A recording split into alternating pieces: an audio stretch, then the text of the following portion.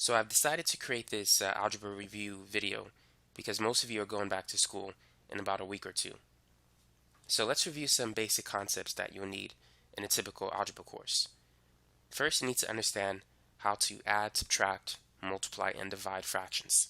So let's briefly review that concept. Let's say if we want to add 3 over 4 plus 2 over 5. How can we do so? Now, whenever you're adding or subtracting fractions, you need to have the same denominator, which we don't have. For the first fraction, the denominator is 4. For the second one, we have a 5 in the bottom. So we need to adjust these two fractions. In order to get a common denominator, we need to multiply the first fraction by 5 over 5. Whatever you do to the top, you must do to the bottom. So if you're going to multiply the top number by 5, you have to multiply the bottom number by 5. Now the second fraction, I want to multiply the top and the bottom number by 4, because 5 times 4 will give us 20, and that will lead to the same denominator.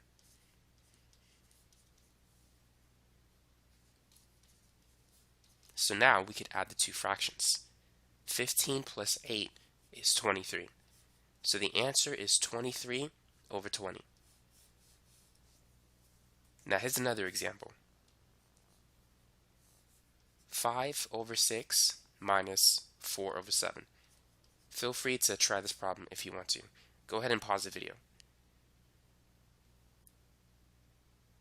Now, if you're not sure what to multiply by the other denominator. So 5 over 6, you can multiply the top and bottom by 7. And 4 over 7, multiply the top and the bottom by 6. This will give you a common denominator of 42. Now 7 times 5 is 35. 4 times 6 is 24, and 7 times 6 is 42. And now we can subtract the two numbers on top. So 35 minus 24, that's 11. So the answer is 11 divided by 42. Now what about multiplying two fractions? What's 7 over 5 times 4 over 3? When multiplying two fractions, you don't need to have the same denominator in the case of when you're adding or subtracting fractions. All you need to do is just multiply across. 7 times 4 is 28. So you got to multiply the two numbers on top, and then after that, multiply the two numbers on the bottom. 5 times 3 is 15. So the answer is 28 divided by 15. So here's another example. 3 over 5 times 6 over 4. 3 times 6 is 18. 5 times 4 is 20. Now sometimes you may need to reduce the fraction, which is what we need to do in this example. 18 is 9 times 2. 20 is 10 times 2. So notice that we could cancel a 2. So the final answer is 9 over 10. So when multiplying two fractions, you could simply multiply across. Now sometimes you may have to multiply two fractions that contain very large numbers. For example, 28 over 63 times 56 divided by 35. Now you don't want to multiply 28 by 56 because it's going to give you a big number, and then you have to simplify that big number, which is a lot of extra work. The best thing to do is to simplify the numbers now. 28 is 7 times 4. 63 is 7 times 9. 56 is 8 times 7, and 35 is 5 times 7. So notice that we can cancel a 7 on the left, and on the right we can also cancel a 7. Now there's nothing else that we can cancel. So all we got to do is multiply 4 by 8, which is 32, and then 9 times 5, which is 45. And this is the answer. Notice that we didn't need a calculator for this example. So the answer is 32 divided by 45. Now what about dividing two fractions? What's 36 over 52 divided by 27 over 65? Whenever you want to divide two fractions, you want to keep in mind this expression: keep, change, flip. So what it means is you need to keep the first fraction the same. Next, change division to multiplication, and then flip the second fraction. So now this problem is like the last problem. So instead of multiplying 36 by 65, let's break down 36 into more manageable numbers. 36 is 9 times 4. 52 is 13 times 4. 65 is 13 times 5. And 27 is 9 times 3. So we could cancel a 13, we can get rid of a 4, and we can get rid of a 9. So the final answer for this problem is 5 divided by 3. So that's just a basic review of fractions. Things you just have to know if you're going to take algebra, trig, pre-cal, calculus, or any other higher level math class. So make sure you know these principles. Now, the next thing you need to understand is adding and subtracting like terms. For example, let's say if you want to simplify this expression, 5x plus 3x squared minus 7x plus 4x cubed plus 8x squared. Now, you can't add 5x and 3x squared. They're not like terms. X and x squared are completely different. You can, however, combine 5x and negative 7x, because the 5 and negative 7, they're attached to the same thing, that is x. So 5 plus negative 7, that's a negative 2. So you can combine that into negative 2x. Those are like terms. We can't add 3x squared with 4x cubed. They're not like terms. X squared and x cubed are different. We can, however, combine 3x squared and 8x squared. Those are like terms. So all you got to do is add 3 plus 8, and that will give you 11. And then the last one, you can't combine it with anything, so that's just 4x cubed. So make sure you know when you can combine certain terms and when you can't. Now, we mentioned that we cannot add 5x plus 3x squared, but can we multiply 5x times 3x squared? So you can't add unlike terms, but you can multiply them. 5 times 3 is 15. X times x squared is x cubed. When you're multiplying variables, you need to add the exponents. For example, x to the 4th times x to the 7th, that's going to be x to the 4 plus 7, which is x to the 11th.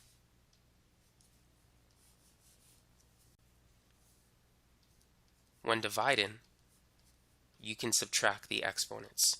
So x to the 7th divided by x to the 4th is the same as x to the 7 minus 4, which is x cubed.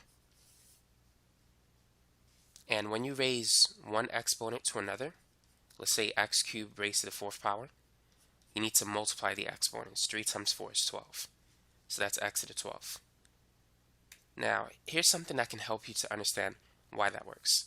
So let's say if you're multiplying x squared by x cubed, I like to think of it this way. X squared means that you're multiplying x times x, two x variables. X cubed means that you're multiplying x times x times x, three x variables. So in total, you're really multiplying 5 x variables, and 2 plus 3 is 5. So that's why when you're multiplying variables of the same type, you're allowed to add the exponents. When you're dividing, let's say x to the 5th divided by x cubed. X to the 5th is basically 5 x variables multiplied to each other. X cubed is 3 x variables. So you can cancel 3 on top and 3 on the bottom, which leaves 2 left over on top. So x, 5 minus 3 is x to the 2nd power, which is what we have, 2 x variables left over. So when you're dividing, you need to subtract the top exponent by the one on the bottom. So for example, let's say if we have x to the 5th divided by x to the 8th. So it's going to be x to the 5 minus 8, which is x to the negative 3. Now when you have a negative exponent, to make it positive, you can take the x variable and move it to the bottom. If you do so, the negative 3 will now become positive 3. And typically in the algebra course, you want to get rid of any negative exponents. You want to make all of them positive. Now, if you want to understand why it works this way, you could expand the expression. X to the fifth is 5x variables multiplied to each other, and x to the 8 is 8x variables multiplied to each other. So we can cancel 5 on top and 5 on the bottom. So notice that it leaves us with 3x variables on the bottom. That's why the answer is 1 over x cubed. Now, when you raise in one exponent to another power, we said we need to multiply. 2 times 3 is 6. Now let's understand why. X squared raised to the third power means that we're multiplying 3 x squareds together. Whenever you have an exponent, what it means is repeat multiplication. That's what it represents. So we're multiplying x squared 3 times. And x squared means that we're multiplying x 2 times. So in total, we're multiplying 6 x variables. That's why it's x to the 6th power. And so that's why you got to multiply 2 and 3 together. Now let's look at another example. So let's say if we want to multiply x to the 4th power 3 times. So it's x to the 4th times x to the 4th times x to the 4th. So basically, each x to the 4th represents 4 x variables multiplied to each other. So what we have is a total of 12 x variables. So it's x to the 12th. So 4 times 3 is 12. So anytime you raise one exponent to another power, you need to multiply those two exponents. So here's some examples that you could work on. Go ahead and simplify these problems. Let's say if we have 5x cubed times 7x to the 4th. And then 28x to the 5th divided by, let's say, 40x squared. And 3x to the 4th raised to the 2nd power. Let's start with the first example. 5 times 7 is 35. X cubed times x to the 4th. So we need to add the exponents. 3 plus 4 is 7. So the answer is 35x to the 7th. Now let's move on to the second example. 28 is 7 times 4. 40 is 10 times 4. Now x to the 5th, I'm going to break it down into x cubed and x squared, because 2 plus 3 is 5. So I can cancel a 4 and I can cancel x squared. So the final answer is going to be 7x cubed divided by 10. Now, in the next example, I need to multiply the exponents. 3 is the same as 3 to the 1st power. So 1 times 2 is 2. So I have 3 squared. And then 4 times 2 is 8. So this is going to be x to the 8th power. 3 squared is 3 times 3, which is 9. So the final answer is 9x to the 8th power. Now let's try some other similar examples. Try these. 30x to the 5th divided by 48x to the 9th power. And then 4x cubed y squared multiplied by 3x cubed y to the 5th. And finally, 4x to the 4th y to the 5th raised to the 3rd power. So take a minute and work on these examples. Go ahead and pause the video, and once you finish it, unpause it and check your work. So in the first example, I'm going to break down 30 into 6 times 5, and 48 is 6 times 8. X to the 9th, I'm going to write it as x to the 5th times x to the 4th, because 5 plus 4 is 9. And now I'm going to cancel. So I can cancel a 6 and x to the 5th. So the final answer is 5 over 8 x to the 4th power. Now for the next example, I need to multiply 4 by 3, which is 12. And then x cubed times x cubed, 3 plus 3 is 6. and then y squared times y to the 5th, which is y to the 7th. And so this is the answer, 12x to the 6th, y to the 7th.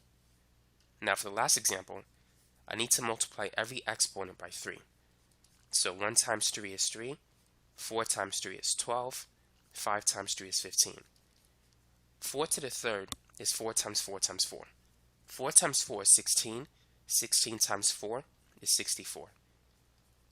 So the solution is 64x to the 12th power times y to the 15th power. Now it's important to note that anything raised to the 0 power is always 1. So 3x y squared raised to 0 is just going to be a 1. Now if you have a negative outside of it, then this is going to be a negative 1. Now let's say if you're given these 3 problems. I want to make sure you understand the difference and what to do if you ever see this on the test. What is negative 3 squared when the negative is not part of a parentheses? When the negative is not inside a parentheses, the 2 only affects the 3, not the negative sign. So what this means is you have negative, and then you multiply 2 3's together, 3 times 3.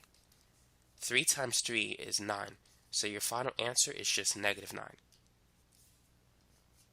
If you type this in exactly the way you see it in a scientific calculator, it's going to give you negative 9. Now let's look at the next example. The negative sign is now inside the parentheses, so it's affected by the 2. So there's 2 of them. We'll multiply negative 3 by negative 3, which is positive 9.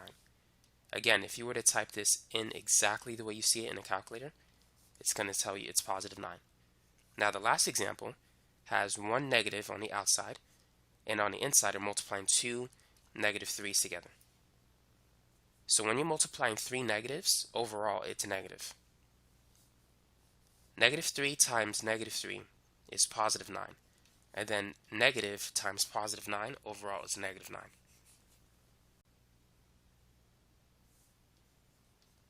Let's say if you were to see something that looks like this, 3x times 5x minus 4, and you're asked to simplify this problem, what would you do? In this case, all you can do is distribute. That is to multiply 3x to 5x and also multiply 3x by negative 4. That's the process of distribution. 3x times 5x. 3 times 5 is 15. X times x is x squared. And then 3x times negative 4 is negative 12x. So that's all you could do in this problem. Whenever you multiply in one term, which is the 3x, by 2 terms, then you're distributing. Or if you multiply in one term by 3 terms, you're distributing. A single term is a monomial. 2 terms is a binomial. 3 terms, a trinomial.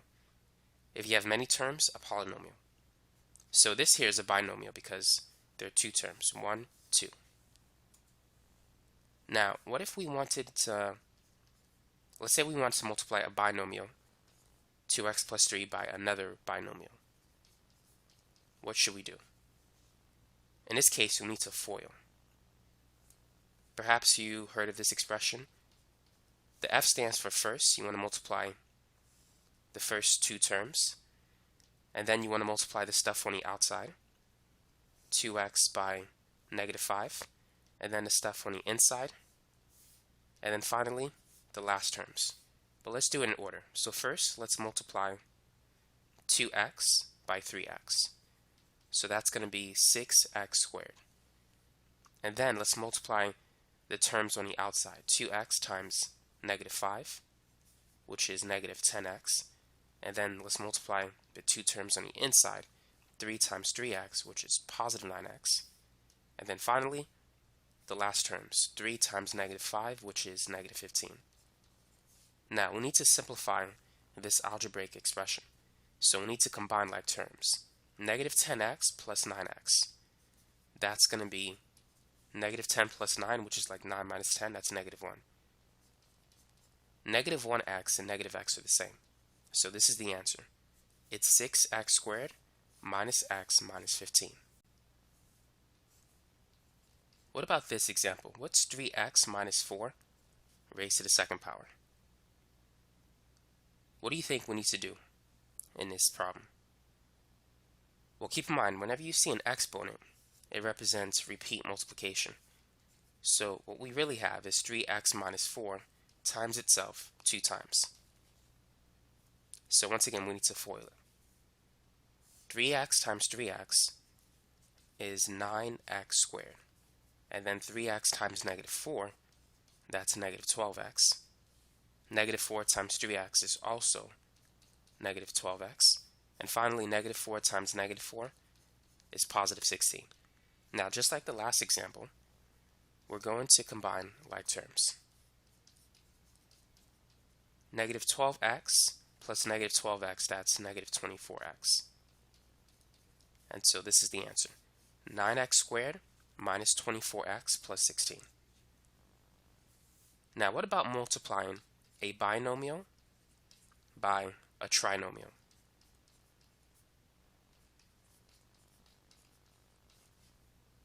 Go ahead and try this problem. Now, when it gets complicated like this, I like to line things up. So let me show you. 2x times 4x squared. That's 8x cubed. So you got to add 1 plus 2, which is 3. Next, we have 2x times negative 3x. That's going to be negative 6x squared. And finally, 2x times 6 is 12x. Next, we have 5 times 4x squared, which is 20x squared. I'm going to put it below the negative 6x squared. And then 5 times negative 3x, that's negative 15x. And lastly, 5 times 6, which is 30. Now, the reason why I like to align it like this is I could easily identify the like terms. Negative 6x squared and 20x squared, those are like terms. 8x cubed, there's nothing else like it that I can combine it with, so I'm just going to bring it down. Negative 6 plus 20, that's positive 14. 12 and negative 15, that adds up to negative 3. So this is the answer. 8x cubed plus 14x squared minus 3x plus 30. Here's another example. 3x squared minus 2x plus 4 times 4x squared plus 5x minus 6. So in this example, we're multiplying a trinomial by a trinomial. So initially, before we combine like terms, we should have 9 terms because 3 times 3 is 9. In the last example, before we combine like terms, we had 6 terms because 2 times 3 is 6. So let's multiply 3x squared by 4x squared. So that's going to be 12x to the 4th. Next, let's multiply 3x squared by 5x. And so that's going to be 15x cubed. And then we're going to multiply 3x squared by negative 6, which is just negative 18x squared. Now you got to be careful that you don't make a mistake, because the longer the problem, the easier it is to make a single mistake, which can mess up the whole problem. So you need to double check your work when doing problems like this. Negative 2x times 4x squared, that's negative 8x cubed. So I'm going to line it up just to avoid mistakes. And then negative 2x times 5x, that's going to be negative 10x squared.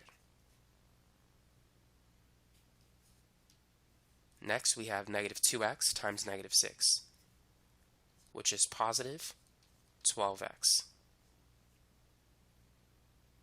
Now let's move on to the next part. 4 times 4x squared, that's positive 16x squared. And then 4 times 5x, that's 20x. And finally, 4 times negative 6, which is negative 24. So as you can see, we have a total of 9 terms before combining like terms. 3, 6, 9. Now we can't combine 12x to the fourth with anything, so let's bring it down. 15 plus negative 8, that's positive 7. And then negative 10 plus 16, that's positive 6. And negative 18 plus 6, that's going to be negative 12.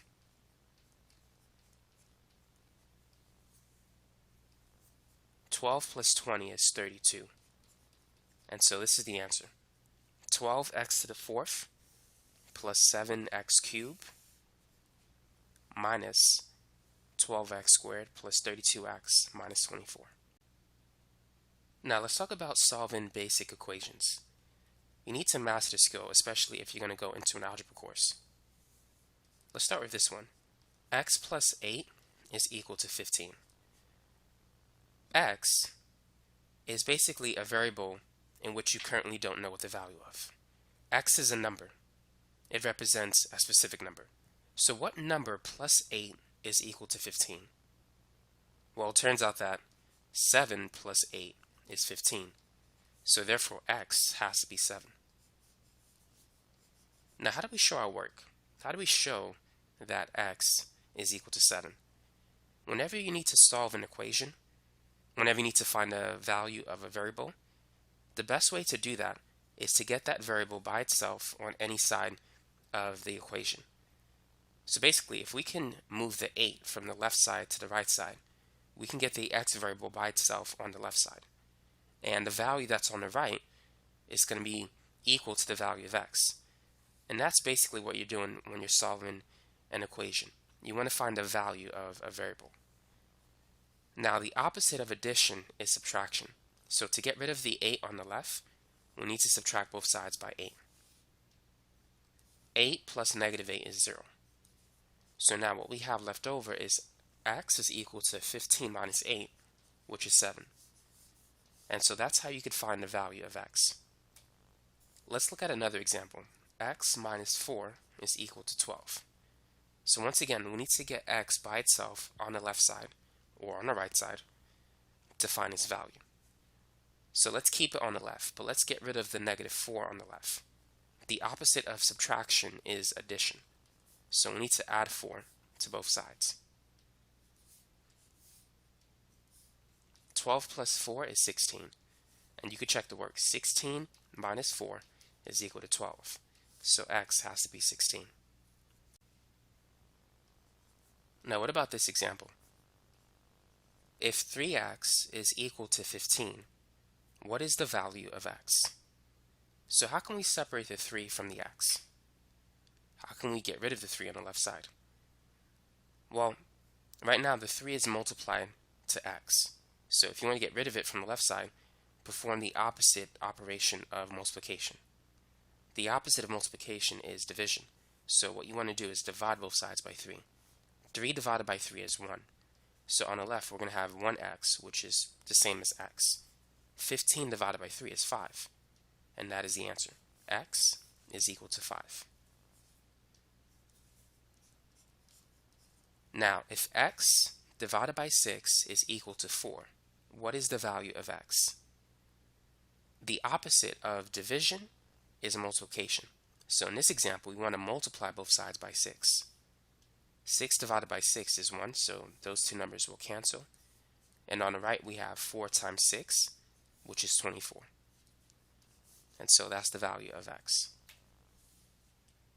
Now what about this example?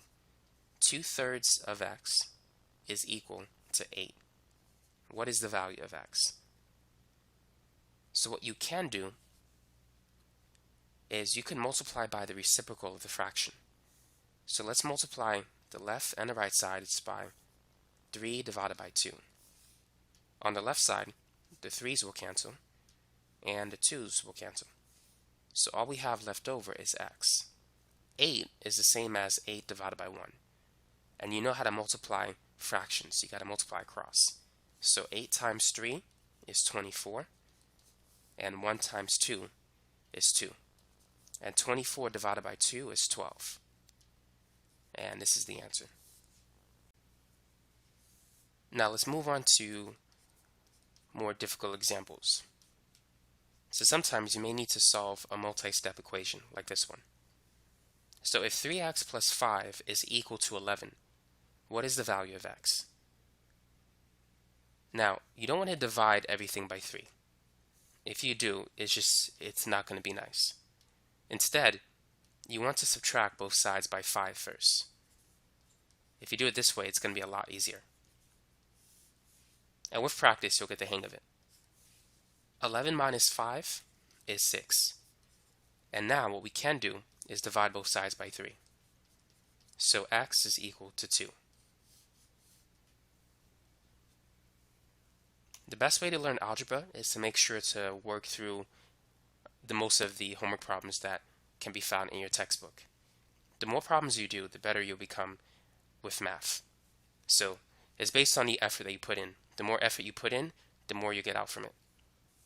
Try this example. Let's say 2x minus 7 is equal to 3. Find the value of x. So we're not going to worry about the 2.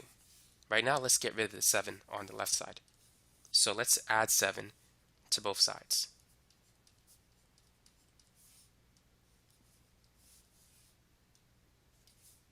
Three plus 7 is 10. And so 2x is equal to 10. Now once you get to this part, you can separate the 2 and the x by division. And 10 divided by 2 is 5, so this is the solution. X is equal to 5. And you can plug it back in to see if the answer is correct. So 2 times 5 minus 7, is that equal to 3? 2 times 5 is 10, and 10 minus 7 is 3. So the equation is balanced. Now let's move on to an example where we have variables on both sides of the equation. So let's say that 4x plus 3 is equal to 6x minus 15. Now what do you think we need to do in this example? Your goal is to get all of the x variables on one side and every number that doesn't have an x variable on the opposite side. So because 6 is larger than 4, I'm going to subtract both sides by 4. I don't want to deal with negative numbers if I don't have to. Now at the same time, we can add 15 to both sides. So all of the variables, I'm moving it to the right side. I no longer have an x variable on the left side. And all of the constants, the numbers without a variable, is all on the left side. 3 plus 15 is 18, 6x minus 4x is 2x. So once I get to this part of the equation, all I need to do is divide both sides by 2. 18 divided by 2 is 9. So as you can see, solving equations, linear equations, is not very difficult. You can learn this. You can do this. Now what would you do if you have a linear equation that contains parentheses and variables on both sides? So if you see this, don't let it concern you. You can do this. The first thing you should do is distribute. So let's multiply 3 by 2x. So this is equal to 6x. And then multiply 3 by negative 4, which is negative 12. Now on the right side, distribute the 5. 5 times 3x is 15x. And then 5 times 2, that's 10. And let's not forget the negative 3 that we have on the right side. So at this point, combine like terms if there are any. On the right side, we can combine 10 minus 3, which is 7. So now, we're at the point at the start of the last example. 15 is larger than 6, so I'm going to subtract both sides by 6x. So I will no longer have a variable on the left side. Now, I want to move all my constants to the left side because the x variable is now on the right side. So therefore, I need to get rid of the 7. So I'm going to subtract both sides by 7. So all I have on the right side is 15x minus 6x, which is 9x. On the left side, negative 12 minus 7, which is negative 19. Now all you could do at this point is divide by 9. So x is equal to a fraction, negative 19 divided by 9. Now, you may get examples where you have to solve equations that contain fractions.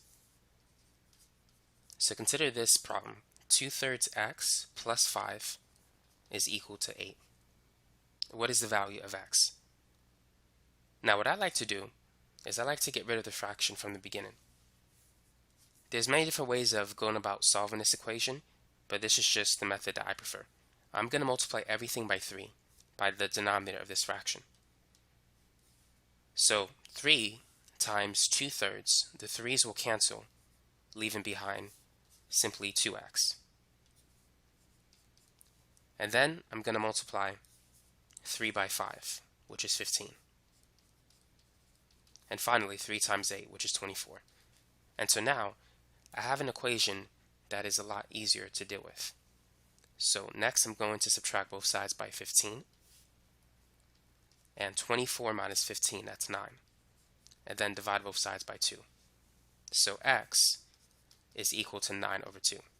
Since the numerator is greater than the denominator, we have what is known as an improper fraction. So what you can do is you can turn it to a mixed number. 9 is basically 8 plus 1. 8 divided by 2 is 4. And 4 plus 1/2 is 4 and 1/2 as a mixed number. So x is basically equal to 4.5 as a decimal. Let's try another example. 3/4 x minus 2/3 is equal to 12. Calculate the value of x. Now this time, there are two fractions in this equation. So should we multiply both sides by 3 or by 4? If you want to get rid of both fractions, you should multiply by both numbers, 3 and 4. 3 times 4 is 12. But I'm going to leave it as 4 and 3.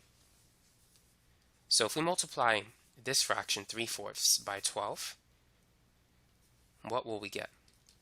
Well, the 4's will cancel, and so we're left with 3 times 3, which is simply 9.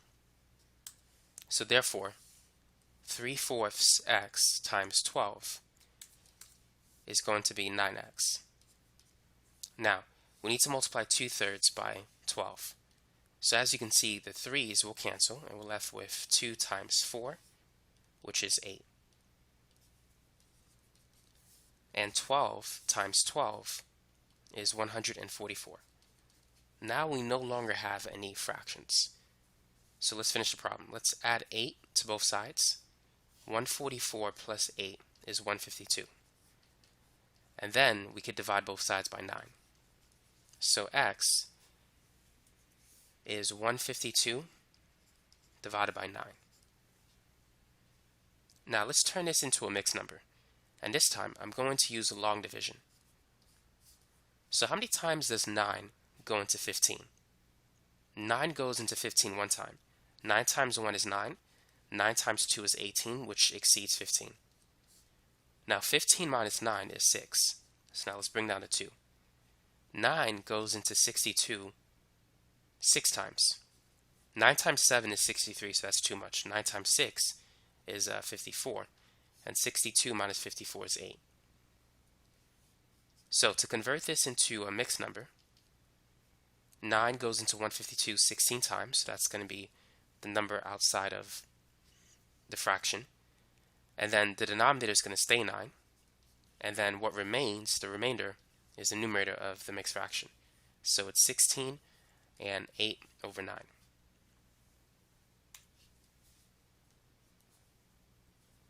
Now other times, you may have linear equations that contain decimals.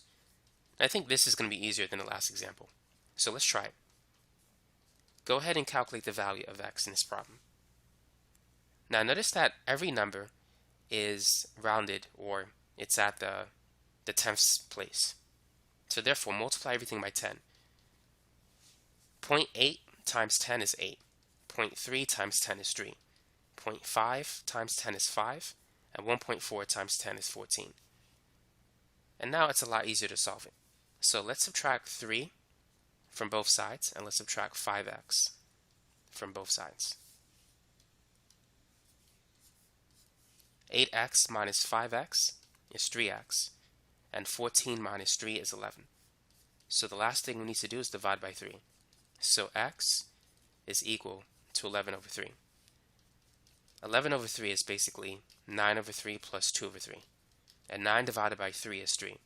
So we got 3 plus 2/3, which as a mixed number, is 3 and 2/3. Or 3.67 as a decimal. Now let's look at another example. 0.34x plus 0.12 is equal to 0.26 minus 0.15x. Go ahead and find the value of x. So in this example, notice that each number is at the hundredths place. So to turn everything into a whole number, multiply everything by 100. 0.34x times 100 is 34x. And then the next number is going to be 12, and then 26 minus 15x. So basically, you just got to move the decimal point 2 units to the right if you're multiplying a number by 100. Now let's solve, as we've been doing before. So let's add 15x to both sides, and let's subtract both sides by 12. 34 plus 15, that's 49. 26 minus 12 is 14. So now let's divide both sides by 49. So x is equal to 14 over 49, which we could simplify that fraction. 14 is 7 times 2. 49 is 7 times 7. So therefore x is equal to 2 divided by 7. And so that's the solution for this problem. What would you do if you have two fractions separated by an equal sign? So let's say x divided by 5 is equal to 8 over 9. What is the value of x? Whenever you have two fractions separated by an equal sign, you can cross multiply. 5 times 8 is 40, and x times 9 is 9x. And then we could divide by 9. So x is equal to 40 over 9. And that's all you got to do if you have two fractions separated by an equal sign. So let me give you another example. Let's say we have 3x plus 2 divided by 5 is equal to 2x minus 5 divided by 4. Calculate the value of x. So first cross multiply. So we have 4 times 3x plus 2, and that's equal to 5 times 2x minus 5. Now in this example, we need to distribute. So let's distribute 4 to 3x plus 2. 4 times 3x is 12x, and 4 times 2 is 8. 5 times 2x is 10x, and 5 times negative 5 is negative 25. And then it's like another problem that we've seen multiple times. So let's subtract both sides by 10x, and let's subtract both sides by 8.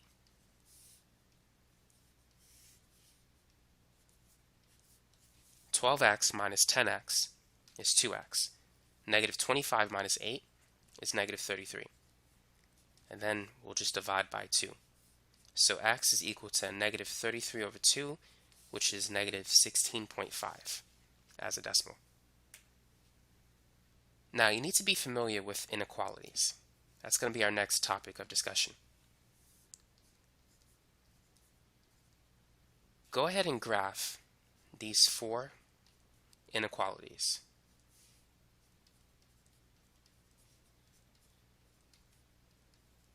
On a number line. So x is greater than 2. So what does that mean? How can we show that on a number line? If you look at the second example, it means that x is equal to or greater than 1. Let's put it 0 here. Let's put it 2. If you just have the greater than symbol on a number line, you need to draw an open circle.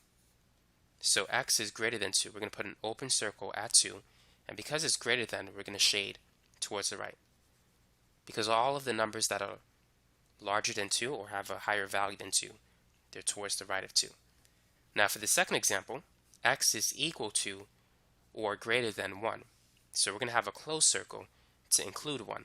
But we're still going to shade to the right because x can be greater than 1.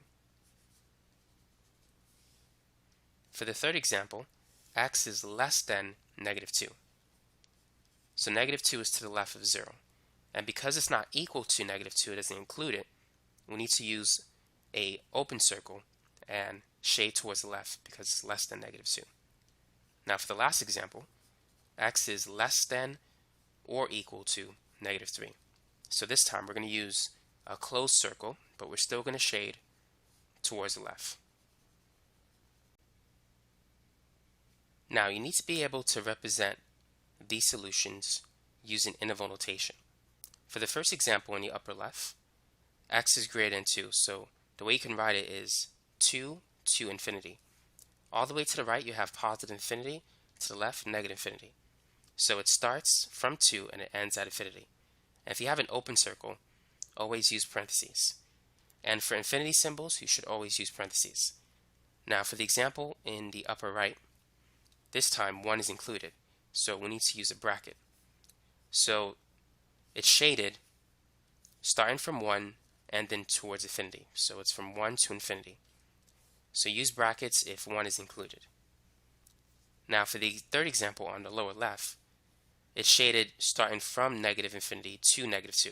So the way you look at it is from left to right, and that's the way you write it, from left to right. So it's going to be negative infinity to negative 2. And since we have an open circle, we're going to use parentheses as opposed to brackets. Now for the last example, it starts from negative infinity and it stops at negative 3. So it includes negative 3, so we're going to use brackets there.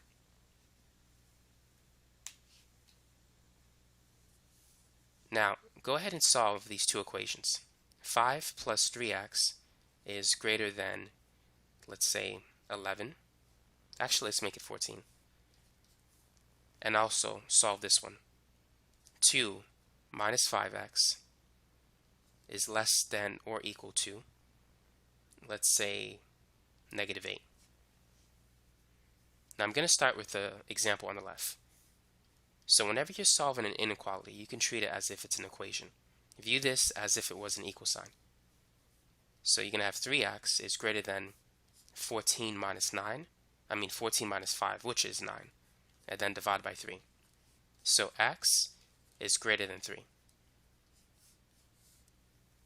Now once you get this answer, represent it in two ways, using a number line and using interval notation.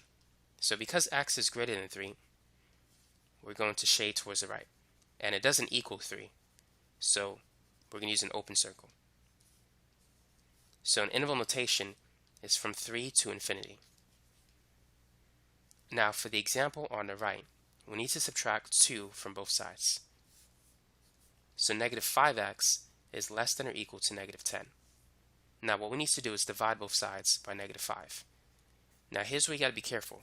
Whenever you multiply or divide by a negative number, you need to switch the sign of the inequality. So it's going to change from less than or equal to greater than or equal to. Negative 10 divided by negative 5 is positive 2. So this is our answer, and now let's plot it on a number line. So this time we're going to use a closed circle, and we're going to shade towards the right because it can be greater than 2. So an interval notation is from 2 to infinity using brackets, since 2 is included. So that's it for this video.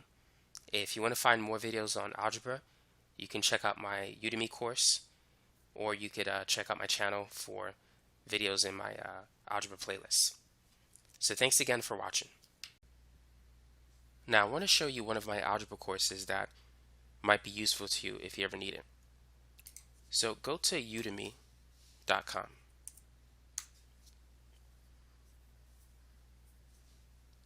Now in the search box, just type in algebra and it should come up. So it's the one with the image with the black background.